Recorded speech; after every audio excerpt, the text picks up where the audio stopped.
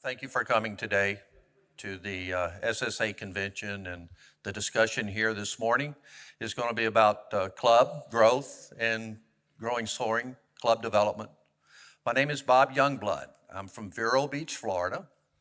I've been a glider pilot since the 1970s. Flown lots of different stuff. I'm a tow pilot, over 6,000 tows.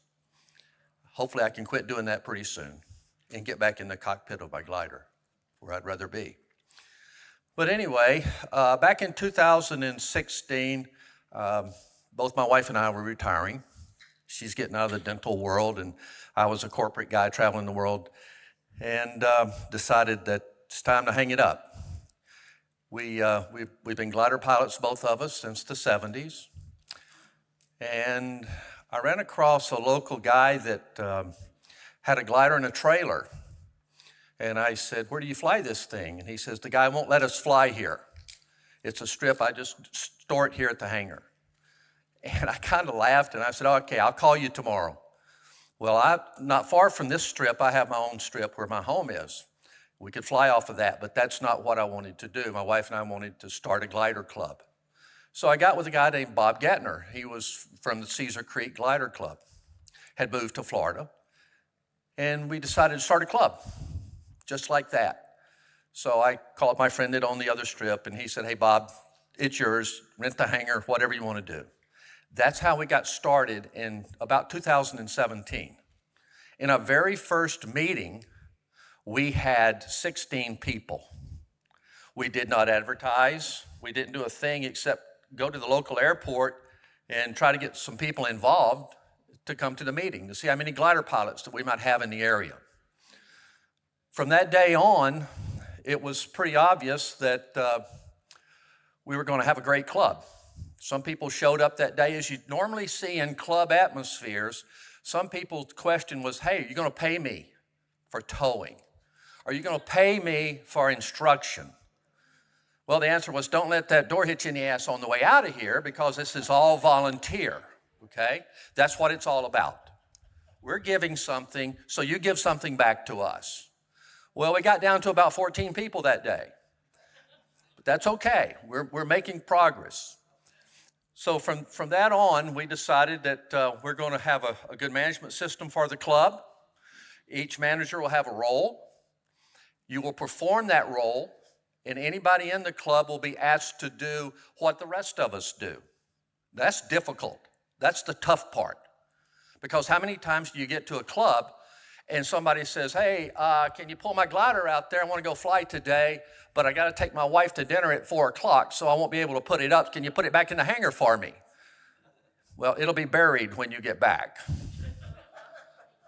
So anyway, from that point on, we defined responsibilities and how people were going to do things. But one of the things that we wanted to keep in mind is we did not want our club to be so restrictive that people didn't enjoy it. We wanted it to be fun, entertaining, and everybody have a comfortable feeling about the atmosphere in the club. And that was our main goal. That's what we did. And from that point on, we progressed, and each year we grew. We had a youth development program that was from the very beginning. That was our 501c3 mission, youth development. We developed a youth program. In the very beginning, we just took the kids that we could get. Somebody showed up with a kid. Okay, we're going to put you in the youth development program. We took 8 kids at a time. We kept it between 4 little girls, 4 boys.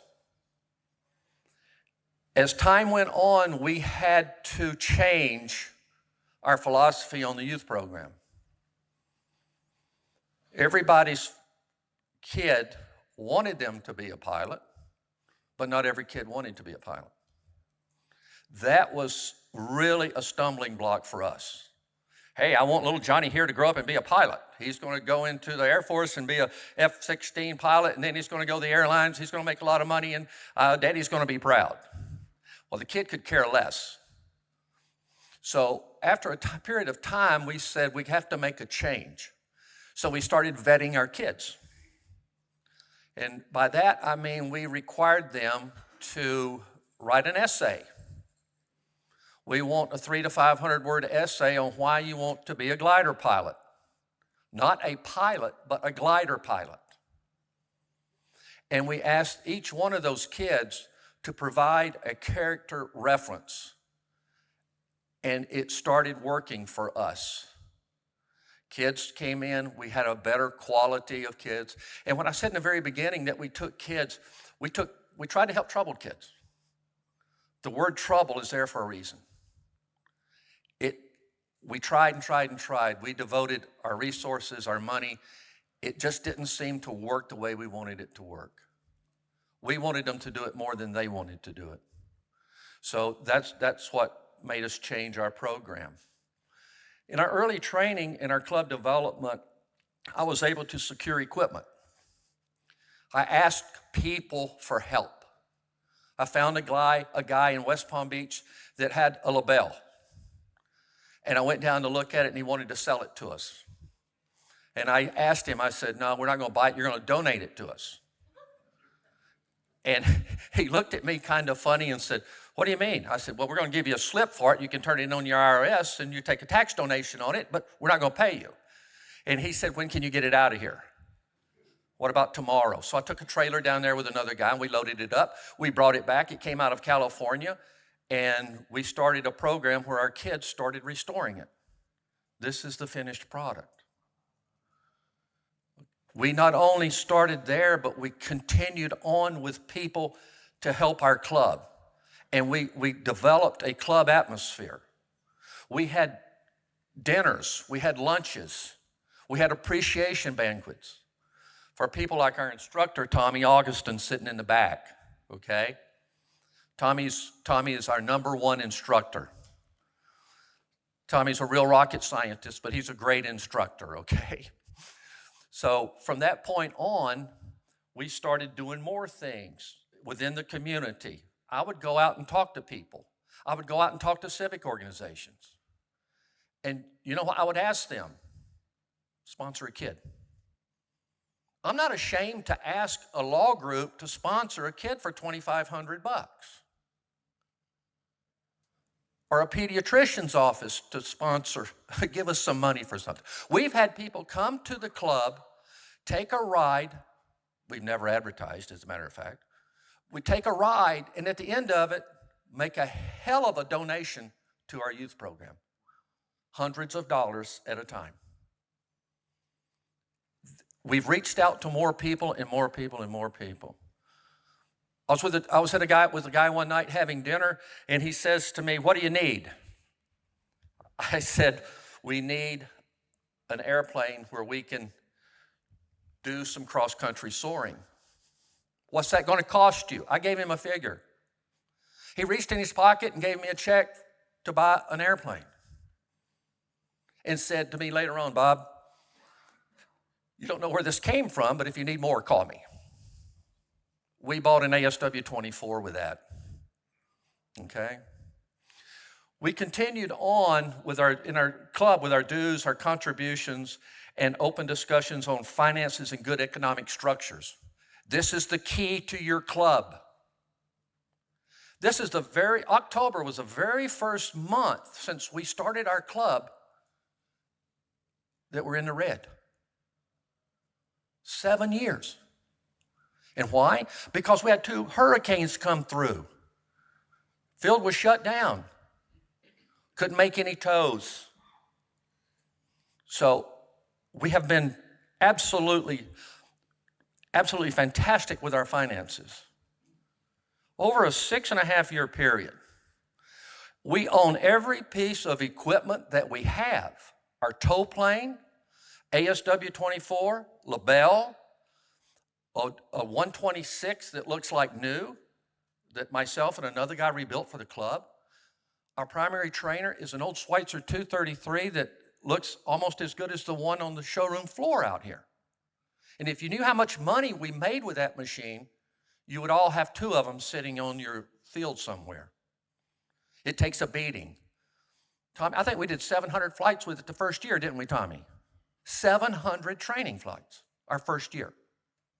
If you're not training as a club, you're not surviving. You're not making money. I've talked to people here who have called me throughout the country and said, hey, Bob, how do you do it? Number one, we make it happen. We're available. We've never advertised to this day. Today, we have over 100 members. And as I said, everything is paid for, and we're sitting on a pile of cash. Just last week, we plan for the future. We look at down cost, and we look at opportunity cost. Tommy, every month, sends out a statement to myself and a couple other guys about the financial condition of our club. We break everything down to the penny. We look at where we need to spend things. So we said to ourselves a few months back, what's the worst thing that could happen? Tow plane go down, right? So the tow plane goes down, what are you going to do? You're going to send the engine out to have it rebuilt? What's that going to take? 8 to 12 months. So we're sitting on cash, and I said, let's go buy an engine. Last week, we bought an engine. And it's sitting pickled, so when we have to have an engine for our tow plane, we have an engine, and I'll change that in a day and a half. So we're not going to lose any money by being down. Our club is not going to hurt by being down. So that gives you a little idea of how we've handled things financially. We really take a hard look at finances and where we need to go with our finances. Our next step, look around, look to your left and right. We're not getting any younger. If you take a look at the role of the SSA, man, that average age is up there. But it's going to take a new influx of people to keep it going, to keep the sport alive, to keep the clubs alive, to keep the SSA going. So we have developed a succession plan. We're bringing new people in. We're bringing people in that want to take part and be a part of Soaring. Some of these people have just come into the club and received a license and bought a glider so they can start flying. So our succession plan is underway. We do not own our strip. We lease our property. It's for sale. So if anybody has $11 million, they can buy the airstrip. But I think we're going to be there for a while. But we have an alternate plan. And I'm pretty sure that can work out for us extremely well. So we're not standing by, we're making things happen as a club. Growing, so I'm going to change from the club aspect of it a little bit to growing Soaring as a whole. I talked about our youth program. And if we don't get youth into the sport, it's going to die anyway. And there's two segments of people that we see come through our club that make a substantial contribution in the growth of our club. And I hope the rest of you are seeing that same aspect in your club. Number one, our youth program. As I said, we have 4 boys, 4 girls at a time. We throw through this program. 16 years of age, they get their glider license. We solo them on their 14th birthday. This year, we have 4 of our kids, 3 young girls and 1 boy that will be going into military academies for their further education. That's 4 out of 8. Now, talk about the girls versus the boys. Little girls do a hell of a lot better job of flying than little boys do at 16 years of age. They're more focused. They're easier to train. They pay attention. They're not running around playing video games all the time. They're over there on the sideline studying the book. So we have done a tremendous job with the kids, and we have more kids coming on. We not only have those 8 kids on our program, and it doesn't cost them 1 penny to get their license. We fund that as a club. As I said, we're not afraid to reach out to people and say, hey, Doc, give me some money. Hey, Becker and Becker, you just bought a new G5 sitting in the airport over here. Give me some money for the kids. You'd be surprised. we've done well. So as we do our training with the kids, we see other people come in and do add-on ratings. 70% of our tows are training flights. I don't know what the rest of you are seeing. I'd like to know how we stack up with that. But 70% of our total flights this year, somewhere around 1,500, right, Tom, will be training flights. The majority of those will be for youth. Then we have the other aspect of people coming into the club. These are sometimes retired people. Sometimes they're people already that have their careers in order and moving forward and looking to get back into flying or do some type of flying. And then we have those retirees that come in and want to fly. Great story. We had a guy come in one day and he said, "Hey, Bob, I want to fly gliders." Okay. I looked at the guy and he said, "Yeah, I'm a pilot. I'm an old aviator. I was a naval aviator." I said, "Well, I won't hold that against you." But anyway, he said, I want to fly gliders." I said, have you flown small airplanes?" "Yeah, I've built this and that, and I retired from the airlines in 1986. Well, I'm doing the math in my head, and I'm saying, he doesn't look like he's more than 75. But the gentleman was nearing 90 years of age, got his commercial, right, Tommy? Got his commercial rating with us, and flew up until last year, and finally said, "Well, you know, my wife doesn't want me to fly anymore." But he's Al Ricks. He was a retired American airline captain, and he flew as well as anybody we had. We have now gone into the development of getting kids to get away from home, getting everybody to get away from home with their flights. And it's been easier than I thought.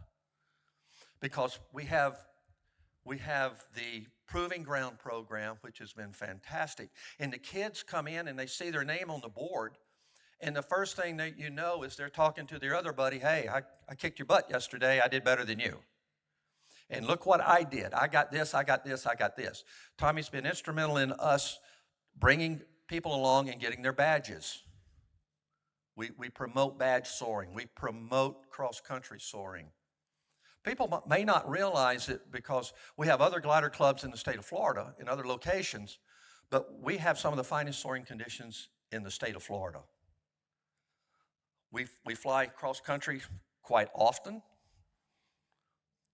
And this will give you some idea of what we did. And this is just part of 2023. Should be a map there, okay. We're located over here on the East Coast, right where that white spot is right there. That's Treasure Coast Air Park. These are some of the cross-country flights that we've made. We go around Lake Okeechobee. That's a big lake. Lots of swamp, alligators, snakes, crocodile, everything. Then we go down and up around the restricted area of 2901. And we thread the needle at the top of it. It's just a couple of miles wide, 20 miles long, to where we have to scoot through there and avoid Class Bravo. So we do promote a tremendous amount of cross-country soaring, and I've kind of headed up the mentor program of that, myself and a couple other people.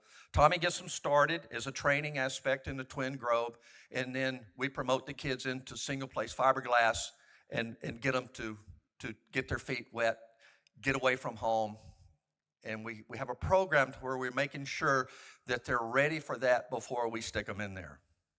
I got a young guy right now, 16 years of age, Thomas Good, and we're making him qualify to fly cross-country by making sure that he can thermal properly. He understands his L over D, his glide ratio. We don't give them a computer. We make them work it out in their head, okay? The old-fashioned way, the way that some of us learned in here. So instead of looking at your UDI and saying, "Oh, I got my final glide made, it says I'm in the green here," We're having the kids say, okay, at 1,000 feet, 25 to 1, that's 5 miles. I'm 10 miles out. How much altitude do I need to get home plus 1,500 feet? And once they become familiar with that and cognizant of the fact that they can perform and understand that and be successful, we're headed in the right direction. So that's a little bit about what we have done in our cross country program. It's growing, it's dynamic. More people are coming into it and enjoying and seeing what we do. Any questions so far that we have or any other input? Well, what does the future hold? Where are we going from here? What do? We continue to grow. We want to bring people into the sport. How do you keep them in it? I don't have the answer. I'm not quite sure. We're trying to do everything we can to keep our people active.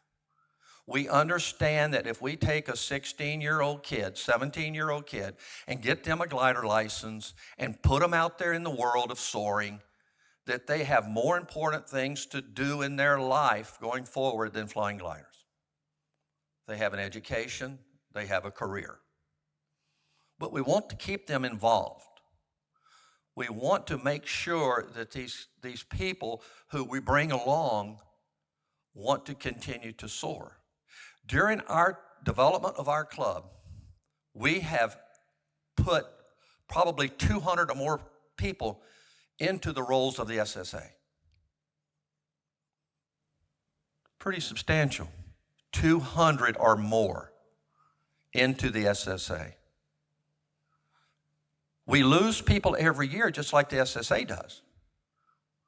We probably lose a greater percentage, but we're replenishing it all the time, more people. We've still never advertised. What's our weak spot? I'll tell you right now. Our weak spot is our social media. We just haven't had people to come in and grab it and say, Bob, Tommy, whoever, we're going to run with this. We've had promises, but it didn't happen. Our kids have received help from the SSA. And I'm going to tell you, they are a plus to the SSA. They have received scholarship funds to get them to fly. And they've completed it and are staying active. Unlike others who the SSA has helped, some of them are in our club, who have received scholarship money to become an instructor and say, I can't instruct because I'm an airline pilot, I have an ATP, and I'm scared, but she received a scholarship from it. So I asked them one time, hey, do you vet these people? No. It's not based on need, it's based on want.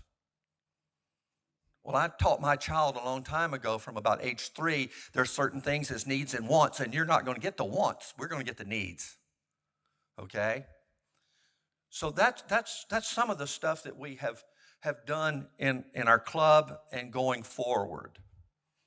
We need to make sure that in your club and going forward that we make the right decisions to promote the sport.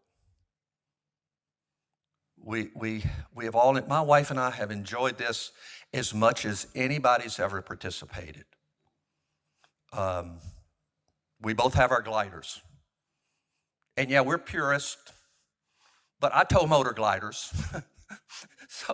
so I just don't retrieve them.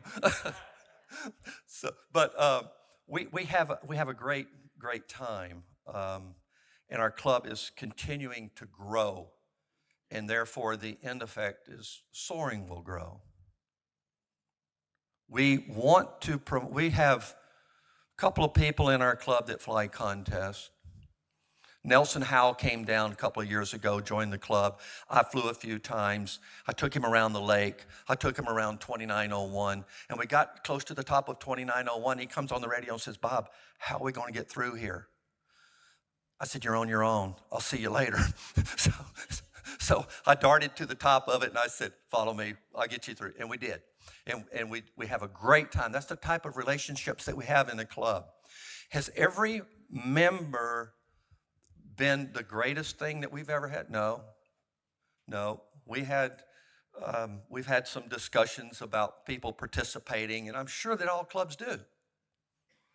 But you've got to find a way to get these people involved. Our instructors are doing a great job. We have great instructors. We've brought along a new instructor that I'm still dealing with him, okay? I'm the tow pilot. If you learn how to fly the glider, I won't be complaining at the end of the flight. As I said, I'm a very experienced tow pilot, and the last few years, I've looked at the trees way too close. And I'm going to be getting away from some of that. I don't want to end it in the top of a tree like some of our fellow guys have. But don't be afraid to tell a student that they need to go fishing instead of flying. We have done that. We give them more than that. We've had people that it takes 125 tows to solo. You're gonna have it, okay? But they participate. I'll share a quick story with you, and I want to play a little video and give you some sights and sounds of what we do at our club. Had a guy come up to me and Tommy 2 years ago, and I jumped out of the tow plane, and he says, "Hey, man, I want to fly gliders." Well, I looked at him, and I was like, "Oh, heck, what in the world do I say?" I said, "Okay, great. This is our club. This is so-and-so. This is what we do, but there's a weight restriction here, buddy. You're going to have to meet the weight requirement to fly." I said, "Hey, man, how much you weigh?" 430 pounds. Well, I said to myself, this is going to be a good one. So I said, "Okay, you have a goal. You want to fly? You're going to meet this number." He joined the club that day.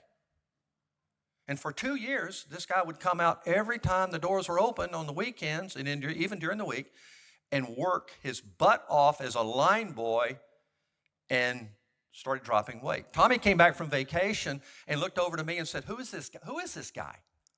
I said, "That's so-and-so." He said, "Unbelievable." Well, guess what? Last month, he became a licensed glider pilot. He lost 200 pounds. It saved his life. You know, I wrote an article. I've written several articles for Soaring magazine going back to 1983. My first article was catching a Florida wave, where I was flying in Miami with my good friend Benny Flowers and Alfonso Gerardo. And we got into a wave, and first thing I knew, I was 25 miles offshore at 13,000 feet almost. And I was on the radio, and we had no electronic equipment back then. It was all a repluggable barograph and some maps cut up in little sections that we could look at to see how far we were temporarily disoriented at any time. But we've done that. I've done other articles for Soaring, the art of soaring. We have a world-class artist, and you'll see some of his stuff here. And he does paintings for us, watercolor stuff that's made the cover of Soaring magazine twice. We'll have another one coming up soon, hopefully. Bob, how do you prevent this, like some clubs, I call it the rental car mentality, where they schedule an hour and a half with an instructor, they show up 10 minutes before their slot, the instructor spends an hour and a half with them, then they get in and leave. The FBO. They do, and you're going to have that. We see it, don't we, Tommy? We've had it. We've had people to come drop their little Johnny off, have him fly, and then send a damn Uber to pick him up to take him to the beach to meet him for drinks and not pay the bill. Speaking of paying the bill, and I don't know how other clubs do it, but listen, this works. We collect money daily. We don't bill anybody. We use Square, we take cash, we take checks. We'll take a promise to pay if somebody's not there to collect the money. It's usually our president, John Easterbrook, or my wife, Eileen. Let me tell you about Eileen. She invented copper wire. She took a penny and stretched it so far, it turned into wire. And she will chase you down for a penny, won't she, Tommy? So that's the way we handle that. So your finances are important. The people, that's going to happen to you. You know, people are going to come. But we make these kids, you're talking about that, that's a good point. We had children to come in early and do this in our youth program. Oh, I got to go fly. Mom and Daddy's going to come pick me up in an hour. But we put a stop to that. Now the kids have to work the line prior to flying. Preferably, they fly at the end of the day, the last flights of the day. Sometimes I do 30, 35 tows. And Tommy will stay there until those kids get their flights in. So that's a little bit about what we've done and how we've done it. Yeah. Positive cash flow, is it coming from member students? Is it coming from tows? Is it coming from rides? How would you kind of break those up? Well, we have our dues structure, which is $400 a year. You have an initiation fee, which is $400. You can leave your membership for as long as you want to, 5 years. If you want to come back, you're still a member. You pay the yearly dues. The other club that I was involved in Miami years and years ago, Thermal Research, we couldn't do that. You know, you paid your $700 entry fee, you paid your yearly dues, and if you didn't come back the next year, you were done. Okay? We just said that's not the way we want to do it. So we have stretched it out to where we give rides. We need to give more rides. It's a moneymaker for us. You don't see them again. You hope you see them one more time with somebody else to take a ride. But they don't take up a tremendous amount of your time and effort to get things going for your club to operate. If you're not training, you're not growing. As I told you, 70% of our flights are training flights. Guys, we're sitting on 6 figures cash after all our expenditures, and we own all of our equipment. We make it work. Don't be afraid to ask someone to help you. Tell someone about your youth program. Tell someone about your needs. People will help. People will help. Any other questions you have? Yes, sir. Yeah, so what distance do most of your members live from the airfield? We have people come from Claremont. We have people to come from Miami. How far is that away? 2.5 hours. Each year we have people coming in from out of state to fly with us and have a good time. Bob Walker from Kentucky is here today, and he'll tell you about his experience with our club. Other people, Rick Lake is familiar with our club. Paul Agnew is a member of our club. He can tell you all about what we do. We got good people. We make it happen. We expect people to do things. And when they don't, God help them. Don't let that door hit you. You'll be told about it. Okay? Yes. Do you have a rotating board? Our board is elected every year. We have one meeting a year. Our meeting is an event, like a luncheon. Everybody's in the hangar. We have one meeting. We elect officers. And that's it. Now we're starting to do something a little bit different because we live in Florida.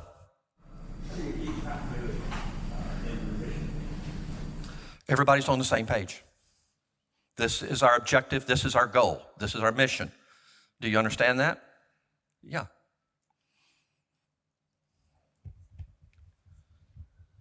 If you don't, come deal with me. I'll tell you real quick what we expect.